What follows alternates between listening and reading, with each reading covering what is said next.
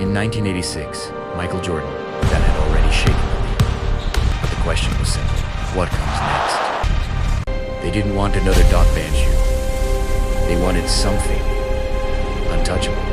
So Nike did something unheard of. They built the shoe in Italy. No swoosh, no loud colors, just premium leather and confidence. This wasn't a sneaker, it was a statement. Designed to move like Jordan played, that smooth, fast, with that.